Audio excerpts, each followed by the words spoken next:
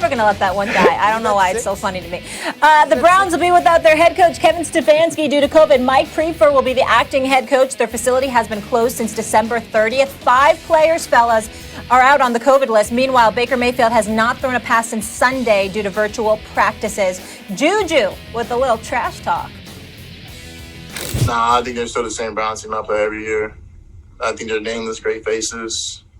Yes, they have a couple good players on their team, but at the end of the day, like, I don't know, like, it's the Browns, it's the Browns. And that's just like one of those things that, you know, AFC North football, and they're a good team, but I'm just happy we're playing them again, you know, this Sunday. All right, Juju talking that talk. Stephen A., I'm going to start with you. Stephen A. looking like brick today. He's about to murk somebody. Do you think your Baker, can upset your Steelers?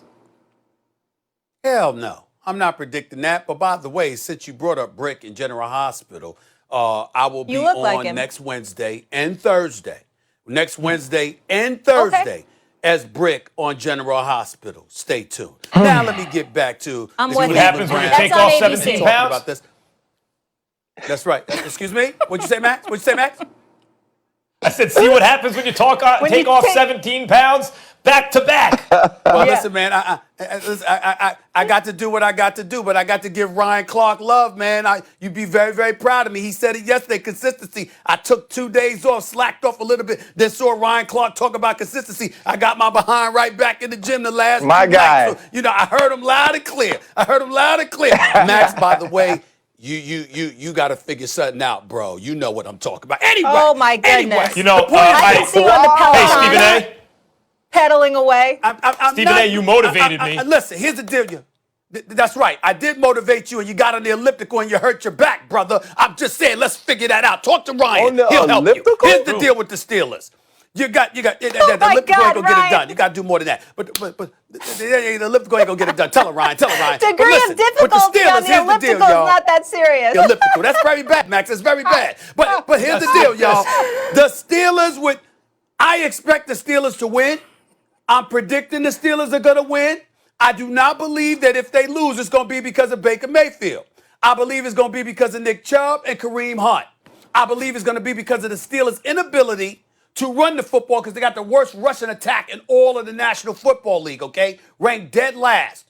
If you go win, it's going to obviously be because Big Ben flinging that football and those 5 wideouts he got going with him. And I get all of that. But I don't believe Baker Mayfield is going to be the difference in this game.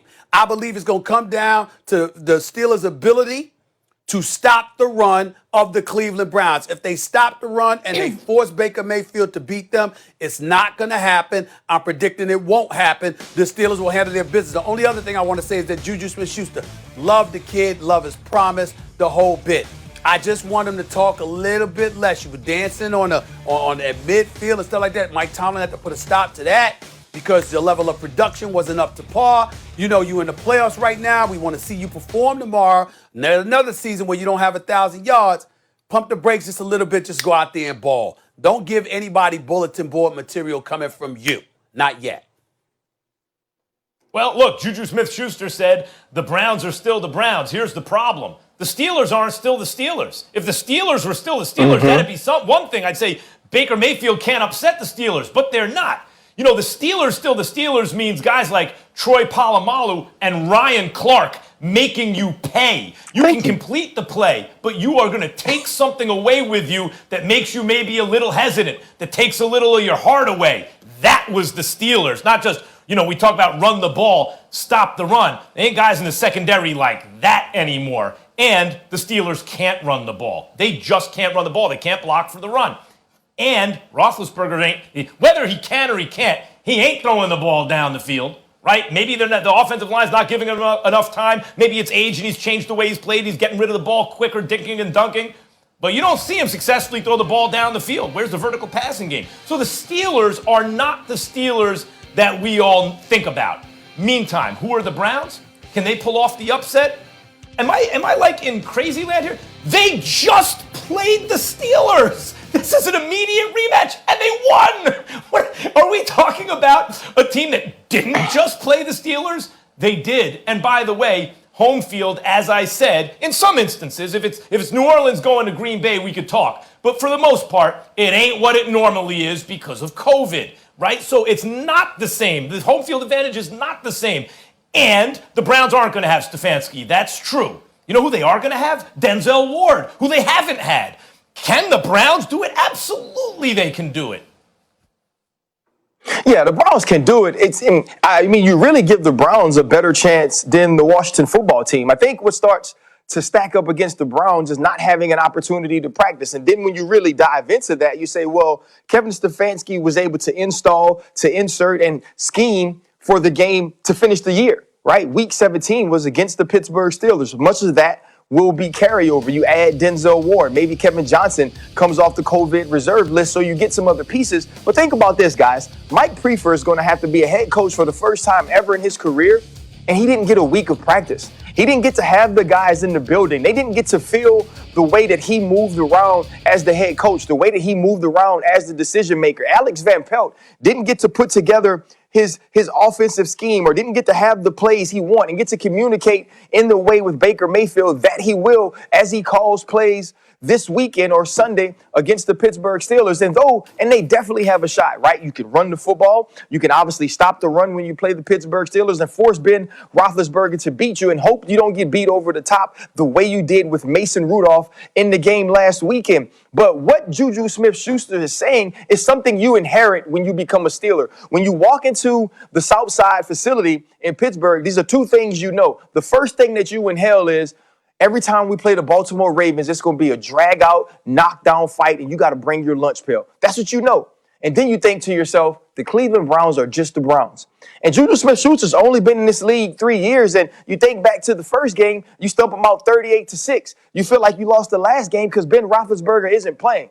Is he the guy to deliver the message? No. But trust me, that's the way those dudes feel in that building.